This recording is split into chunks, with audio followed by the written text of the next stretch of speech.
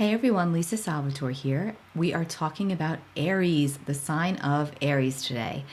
Aries season begins March 20th, and so we're going to talk about the sign of Aries, what it truly represents at the most deepest level. Now, by the way, when I say Aries, it does not mean you have to only be an Aries sun.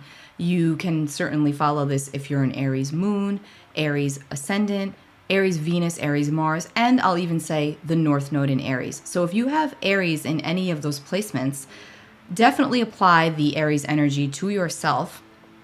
But also, reminder that we all have every energy, every sign somewhere in our birth chart, okay? Now, so even if you don't have any planets in the sign of Aries, you will still have Aries ruling over a space in your chart, in a specific area of your life. And so, yeah, you may not have planets there, but the planets are constantly moving. And as they move at different points on our journey here, they're going to kick up an Aries type of energy. So even if you don't have anything major in Aries, you still may want to listen to this because we are going to go into all about the sign of Aries and what it represents. So let's just get started. March 20th, we experience not only the entrance of Aries season, but it is also the spring equinox here in the Northern Hemisphere. In the Southern Hemisphere, it's the fall equinox. But the spring equinox, Aries, it's an initiation point. It's a time of rebirth and fresh energy and new life. We're coming out of the dead of winter and coming into the blooming energy of spring. And possibilities and potential are on the table for everybody personally, and we get to plant our seeds and start over because Aries is the first sign of the zodiac. So Aries is not only the first sign of the zodiac, but Aries is also a cardinal sign, and cardinal meaning that it initiates. And so if you think about the cardinal signs, Aries initiates the season of spring in the Northern Hemisphere. Cancer is also a cardinal sign and initiates the season of summer. Libra is a cardinal air sign and initiates the fall, the season of fall.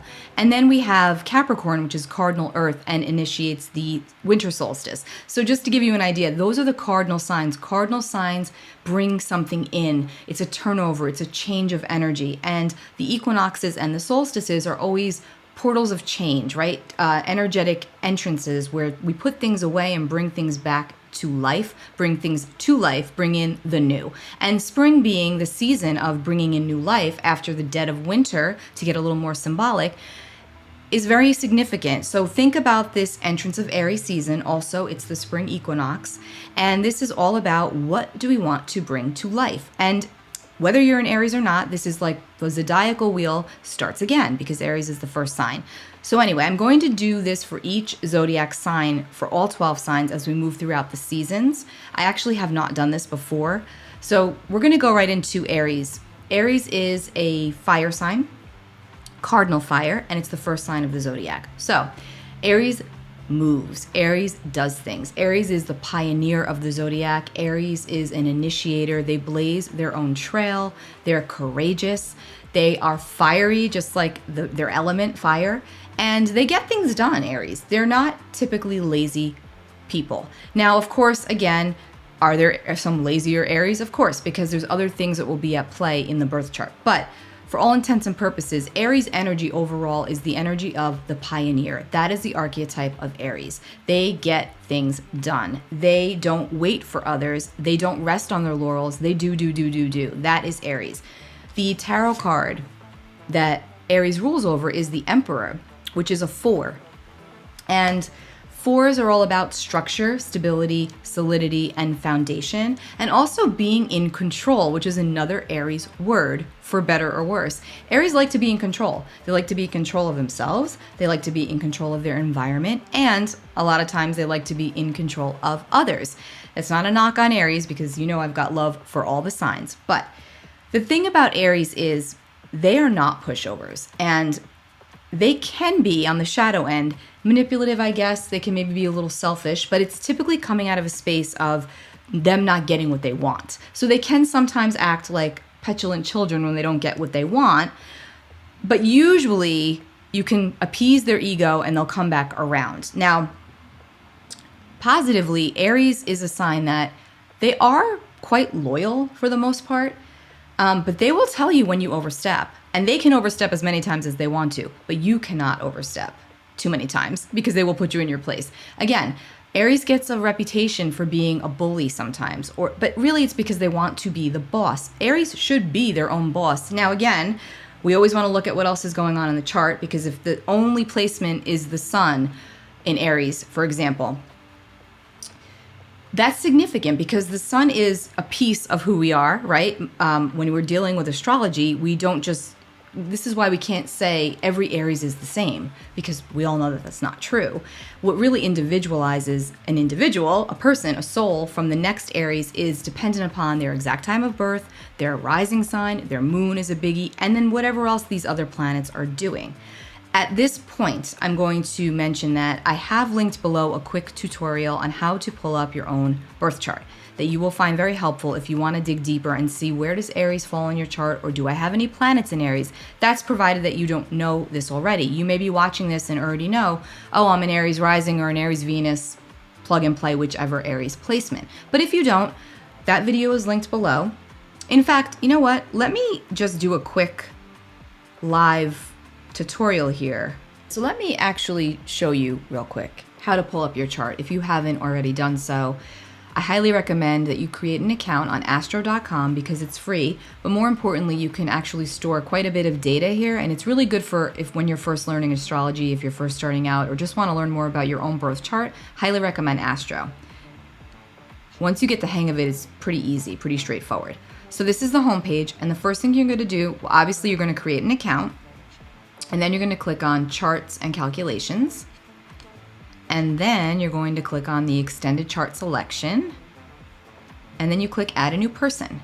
And I'm going to make this up as I go along. Mike, July, let's say 1984, 6 a.m. in Denver, Colorado, just because I've been thinking about Colorado lately and I want to go there, so I'm going to put that one in. Okay. And then you get to this page, and you're not going to touch anything here. You're going to leave this alone. Natal chart wheel, web default style. Don't touch the date. And you're just going to scroll here, and where it says house system and it's on default, just hit the drop down and click Placidus, because this is the most universally used house system. So just for learning purposes, I would leave it here. And then you click here to show the chart. Scroll down. Don't get overwhelmed. First, come down here, I suggest doing this first, and look at how all the planets are here, the glyphs for the planets, and then they tell you what they are. So we've got the Sun, Moon, Mercury, Venus, and Mars. And then we'll go here to the true node, which is the North node. If you have any of those in Aries, you do have a strong Aries placement. Now, this individual, what's his name again? Mike. Mike does not have anything going on in Aries. He doesn't have any planets in Aries, but... well, look at this. This was an interesting chart that I picked. Look at where Aries is, though, in this person's chart. It's right here. It's ruling over the 10th house. So Aries, the planet, the sign of Aries rules this person's 10th house. Now, this is interesting because this person does not have any planets in Aries or in the 10th house, but the 10th house is a visible part of our chart. This is who we are out in the world. This is our public image, our reputation, and our job in our professional persona. So the fact that there's no planets here is somewhat significant, but Aries is the sign that rules this person's 10th house. So what does this mean? Well, they may display Aries-like qualities, sometimes more than others, maybe even more at work. They might not know this if they don't know their chart, but also when planets are transiting this 10th house, they're going to hit that Aries, and for better or worse. So bottom line is this person, even though they don't have planets in Aries, their 10th house is ruled by Aries. So anyway, I'm just bringing this up because the 10th house is a visible spot in one's chart. So to have Aries as the planetary ruler here, as the sign that rules the 10th house, is kind of significant even though there's no planets here. So I hope that made sense the way I'm explaining that. But this just goes to show you that even though this person doesn't have any planets in the sign of Aries, they do have Aries ruling over their 10th house of public image and their career. So that could take on an Aries quality even without planets being there. So if your sun falls in the sign of Aries, you have a big karmic calling in this lifetime because, again, Aries is the first sign of the zodiac. So, think about the Aries people that you know, or if you yourself are an Aries, and ask yourself, what traits of Aries do you feel are very obvious about you, or even to you, okay? So I tell everyone that's got Aries in their chart prominently, you know, if you're an Aries rising, for example, and then they're having a difficult time with something, I'll say, you're an Aries rising. You got to own that, because you didn't come in here as an Aries for no reason, Aries rising for no reason. You came in to learn about Aries. You came in to own that pioneering energy. You came in to be your own agent, to be your own boss, to learn how to go after what you want and have passion and tenacity and not back down, because that's Aries. They don't back down. Now, Aries symbol is the ram horns. That's the glyph for Aries as well. And so think about a ram. They will ram their way through anything and anyone if it benefits them. But again, I don't want to make that sound as callous as it seems, because it isn't. It's just they have a vision, they have a goal, and they are going to do what they can to get to where they want to go. And if that means knocking you down in the process because you're in their way of them getting to their goal, they will do that. Now, will they do it nicely? I don't know. That depends on the individual and the particular circumstance. But overall, their goal is their goal, and that's it. And that's a very unifying trait of all Aries energy. They have this theme of energy that says, that's what I want, I'm going to go after it. Now, if it's watered down Aries energy, which sometimes happens by other placements going on in the chart, somewhere inside of them, they will feel frustrated because they know they have that fever and that fire and that energy and that strength, but yet they can't quite grasp it. And that's when I'll say, own your Aries. We've all got Aries there, right? But particularly if you're an Aries sun that feels like, you know, oh, I'm not getting what I want out of life. You're not owning up to your Aries, right? And so you want to look into what that means, right? Because you can go after what you want and not have that be selfish. Now, going back to the Emperor, the tarot card, the Emperor is typically viewed as the archetype of the father, but it's not always like literal father. It's more of a paternal energy. It's more of a authoritative energy, somebody in power. And this is a person who's in control, because the Emperor is all about controlling one's environment, one's hearth, one's home, one's legacy, one's life, being your own agent. Very, very Aries. And the Emperor knows what it wants, he or she. The Emperor knows that they rule the roost and that they are the boss. And again, there's a shadow energy to that, meaning manipulation, control, domination. There's a bully aspect that could be present with heavy Aries energy. And that's okay. It just means taking more inventory and being more self-aware and self-reflective. Now, the opposite sign of Aries is Libra on the wheel, okay? Opposite sign. I always say the opposite signs pull into each other, and it's like the seesaw effect when you sit on the seesaw. So you go all the way down as Aries and you realize that, okay, I'm being too much of a bully here and people are not responding the way I want them to. Let me go a little more Libra. Pull into the Libra energy because of the opposite energies. Aries is the sign of the self, and Libra is the sign of the others, because in the chart, Aries rules the first house, which is the physical, and it's me, it's I am. And Libra rules the seventh house directly across the wheel, and that says, I'm for others. These are my relationships. So Aries is how we show up for ourselves, and Libra is how we show up for others. So you want to balance out those energies, because going too much towards selfishness can be detrimental, and going too much towards selflessness can also be detrimental. So we want to find the balance between the two. And so this is the conundrum for Aries energy. It's how much am I giving of myself?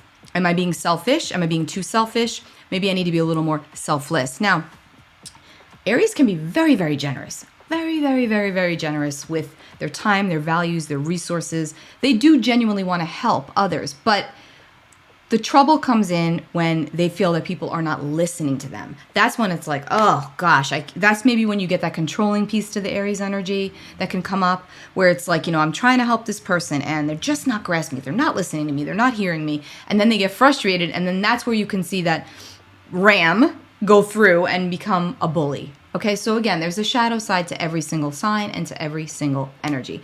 But overall, Aries, as the first sign of the zodiac, it brings in the new. It wants us to do things. It wants us to move. It wants us to get going. And such is the energy of the Spring Equinox. Spring Equinox says, let me set some intentions. Let me look at what has been going on in my life since the winter solstice, which is December 21st, excuse me, when the sun went into Capricorn and we had the winter solstice.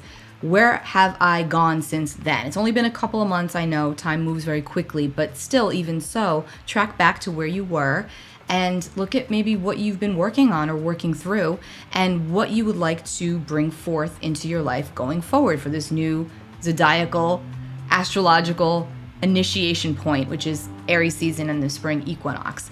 And do some sort of a ritual around it, journaling, manifestation. We're also coming off of the full moon in Virgo. We're still under full moon energy when we get to the entrance of Aries season.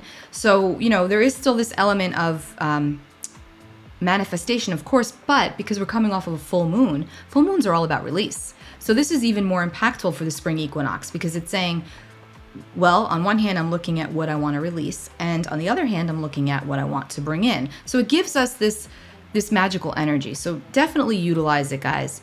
Plot your intentions, write things out, say it as if it's already yours, spring into action. It's spring season, and look at what you want to gain a better handle on in your life, where you want to be more Aries, where you want to show up with that energy, even if you don't have any Aries planets. You still want to show up in the Aries energy. And let's not forget that when the sun is in a specific sign, the collective energy tends to mirror back the energy of that sign. So again, Aries is fire. Aries is cardinal. So you may find you get more energy under this sun season of Aries.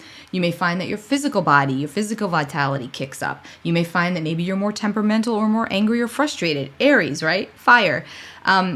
Here's the chart for the entrance of Aries season.